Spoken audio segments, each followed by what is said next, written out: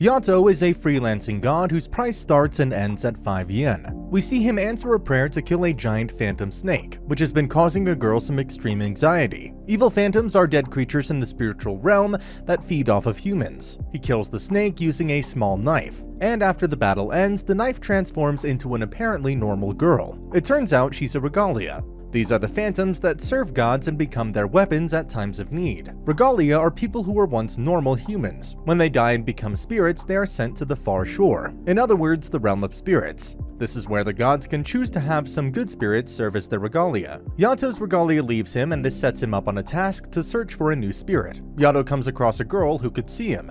This is rare, as normal humans can't really see gods normally. She tries to save him from a truck and ends up getting hit herself.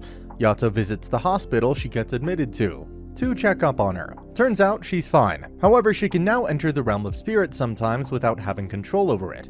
The girl requests Yato to fix this issue, and Yato decides to help her out, even though he has no clue how to help. However, Yato must find a new regalia for himself before he can be of any help to this girl.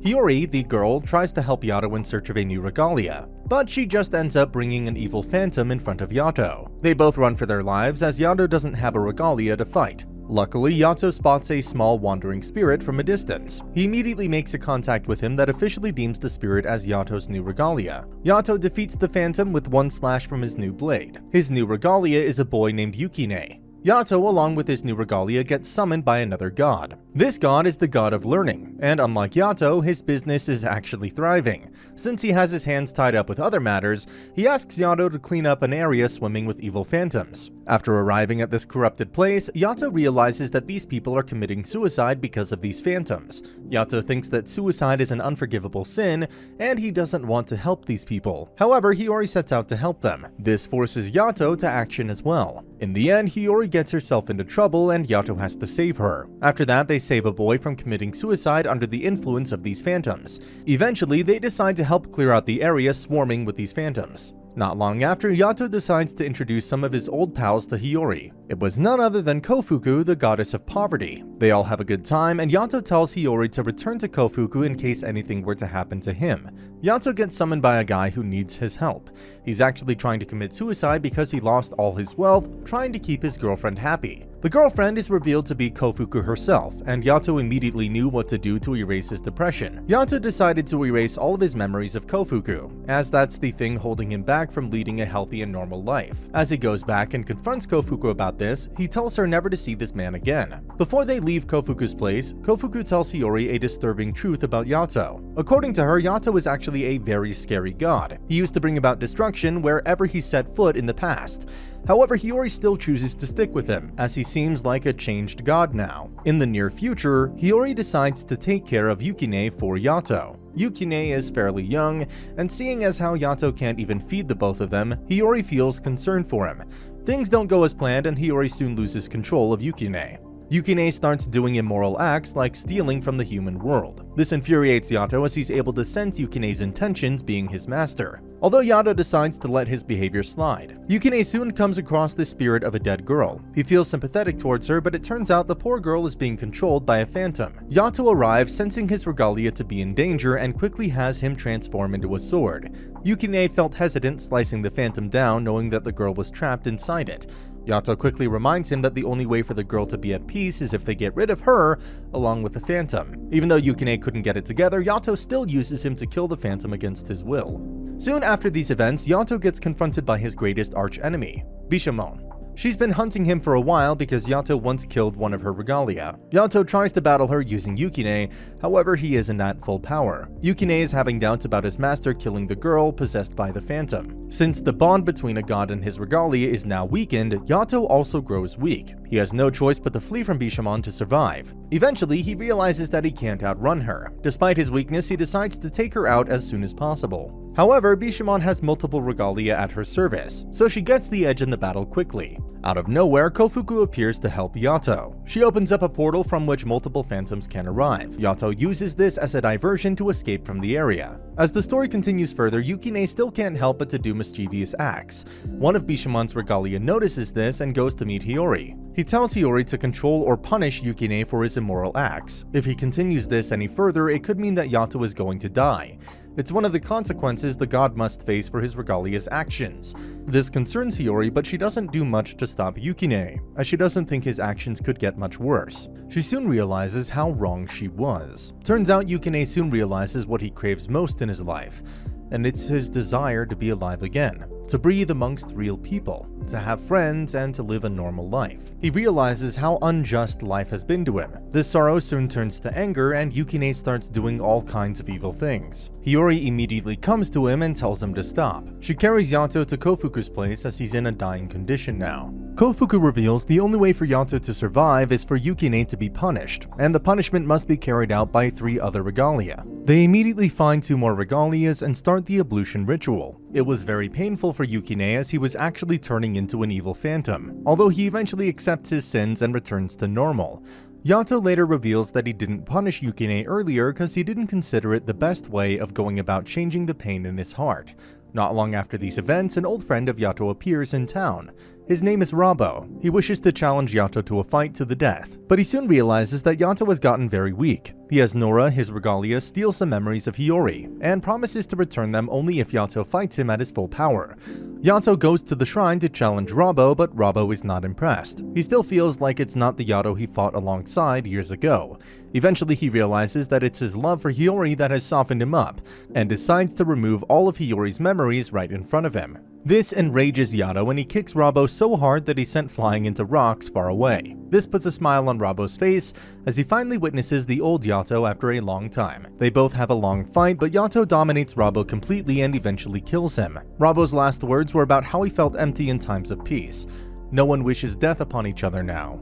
As gods of calamity, both Yato and Rabo used to kill people for a living, and in the modern era they were both purposeless. Rabo thanks Yato for being the one to kill him. Later on, Yato requests Hiyori to destroy all ties with him, as Yato causes nothing but pain to her. Hiyori refuses, as she considers Yato a dear friend. Yato agrees to grant this wish for 5 yen, to which Hiyori happily agrees. Hiyori officially becomes a high school student, but her days in high school don't start very well. Yato pulls a pretty cheeky trick on her. He possesses her body and starts advertising his services as a god to every student. They eventually come across a student who is possessed by a phantom. The student tries to attempt suicide. Luckily, Yato manages to stop him and kills the phantom. However, this time around, Yato suffers some injury and gets his shoulder broken. Hiyori continues her next day of high school with a really bad reputation, but it's something that she has to live with. As spring arrives, Hiyori invites every god she knows to a flower viewing party. However, there was a slight error in her calculation, as Bishomon and Yato don't get along too well. In the heat of the moment, Yato and Bishomon end up having a drinking competition. Surprisingly, Bishomon ends up revealing some of her hidden feelings in her drunken state. It turns out that deep down, Bishomon has a lot of guilt that she hides. She blames herself for the death of her class and wants to change many other things in the past. Yato responds to the condition quite foolishly as he was pretty drunk himself. The 2 gods end up having a brawl at the end of the party. The next day, Yukine comes across a magazine. As it turns out, the magazine contains a questionnaire for Yukine about whether he likes being Yato's regalia. Yato was actually hiding this from him for quite some time, as it's his greatest fear that Yukine might try to leave him. Luckily though, Yukine decides to stay with Yato despite all that he's had to go through being with him. And rightfully so, Yato receives a slight punishment for hiding the questionnaire form from Yukine. Eventually, they rescue a young girl being infected by a phantom. Meanwhile, Bishomon also saves an innocent person from a phantom. Yato just tells Yukine to avoid Bishomon at all costs. Bishomon soon falls ill because she feels the pain of her regalia who was injured. Kugaha, one of Bishomon's regalia, tells her a secret, and it's the fact that Kazuma helped in the ablution of Yukine. However, Kazuma is one of the closest people to Bishomon, so she refuses to believe it. Even though Yato and Bishomon don't get along at all, Yukine still makes Suzuha his friend. Suzuha is actually one of Bishomon's regalia. Despite having masters that hate each other, Suzuha and Yukine become good friends. Suzuha tells Yukine about a girl who meets her every summer. However, each time she visits, she has no memory of Suzuha, since people from the far shore are really hard to see.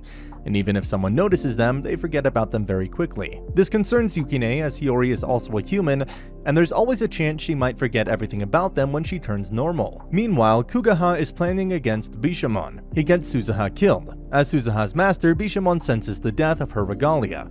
Kuzuma gathers all the regalia in hopes of picking out the culprit. However, he fails to make any valid conclusions about the culprit. Meanwhile, Kugaha tries to attack Yato as well, although Yato, being a god, defeats him easily. He reveals how his main goal is to kill Bishomon. Meanwhile, Bishomon confronts Kazuma about Yato's ablution. She didn't want to believe it, but as it turns out, what she heard was absolutely true. Kazuma did help Yato with the ablution. Even though it's a hard decision for her, Bishomon isn't one to be indecisive. She exiles Kazuma without much regret in her eyes. After being abandoned, Kazuma seeks refuge with Kofuku and Daikoku. Although under the order of Kugaha, Aiha attacks them. Alongside Kugaha, she kidnaps Kazuma and steals the soul of Hiyori. After being imprisoned, Kazuma decides to tell the full story of why Yato and Bishomon hate each other. He explains how all of Bishomon's regalias were once corrupted by a phantom. Bishomon wouldn't give up on them, so as the master of those regalias, she endangered herself to death. Kazuma asked Yato to kill all of the infected regalias behind Bishomon's back. Bishomon still doesn't know how Kazuma was behind all of this. She still thinks that Yato murdered those regalia in cold blood. Meanwhile, Yato thinks Hiyori is captured by Bishomon and starts attacking her after finding her. Little did she know that it was not Bishomon behind the kidnapping, but rather one of her regalia, Kugaha, who had betrayed her. Kugaha actually wishes to kill Bishomon given the opportunity so he could reincarnate and use her power. In their battle, as Bishomon is just about to kill Yato, Yukine jumps in his place to protect him. This leaves him with a fatal blow. Because of his loyalty, Yukine becomes a blessed vessel. The fight continues and eventually Kugaha and Aiha end up on the losing side. Bishomon tries to attack Yato as she still hates him, but this time around Kazuma takes the attack from him. Bishomon kills Kazuma instead. Even though Bishomon got rid of Kazuma, it seemed like she still had a soft spot for him. She clearly goes into a state of deep sorrow after witnessing him bear life-threatening injuries. Kazuma also tells Bishomon the truth about why Yato killed the regalias in the past.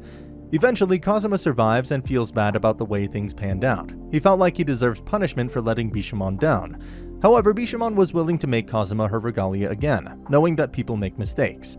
Everything goes back to normal for now as the battle had been won and the soul of Hiyori was returned. As Yukine became a blessed vessel now, he started attracting a lot of gods. Ebisu, one of the 7 gods of fortune, comes to Yato and offers him a huge sum of money in exchange for Yukine. Despite the tempting offer, Yukine and Yato both decide to stick together and just continue with their adventures updated. After all the hard work Yato realizes he's been through, he realizes that he still doesn't have a shrine. This makes him depressed as gods that are forgotten in the human world would disappear. Eventually, Hiyori decides to make a shrine for Yato to acknowledge his hard work. This means a lot for Yato because the shrine also gets approved by Kamigahara, the heavenly realm. Soon after, Yato meets up with Nora, who is another regalia that's still his to use. However, it's been a while since he called her to do anything. He decides to meet up with her and release her from the contract for regalia. But she has one final request. Yato must rescue a conjurer from the underworld as his last job. There's a chance of the conjurer being none other than Ebisu himself. In pursuit of this task, Yato even goes missing for a month. Eventually, Yato finds Ebisu in the underworld. As it turns out, he's in search of acquiring the Locution Brush. It will allow him to control all the phantoms of the world and people will be able to lead a better life that way. However, to get to this point, Ebisu had to commit a lot of sins. All the remaining gods of fortune are captured in Kamigahara to lure out Ebisu, so he could be punished for his crimes. Together, they plan to free those gods and make an escape. Hiyori and Yukine join forces in saving the gods and making a run for the underworld doorway. Yato finds himself in trouble, and Ebisu tries to save Yato by offering to surrender. However, Yato is quite selfless himself and tells Ebisu to go live his life. Just as Ebisu makes an escape route by making a vent, Yato gets trapped by Izanami. Meanwhile, Bishomon also arrives to help Yato out. She had finally decided to leave the past behind her. These two are the only ones left in the underworld while Ebisu tries to figure out a way to bring them both back. According to him, the only way for Yato and Bishomon to return is by using a human, and Hiyori was just that. This method is called the Soul Call, and it involves a human crying out the real name of a god to bring them back from the underworld. It works to bring back Bishomon, however, the same didn't work for Yato, which proves that his real name isn't Yato. Hiyori reminds herself of the name that was engraved on Yato's shrine. She tries out that name and it turns out to be Yato's real name.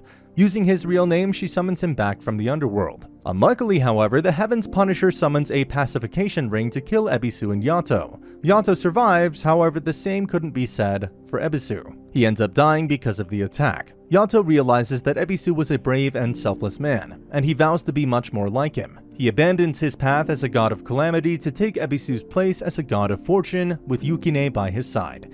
And finally, he sets free the Nora he always had as regalia. And that's the end of the video. Also, if you haven't actually watched this anime, at the very least, go look up its opening themes, they are bangers.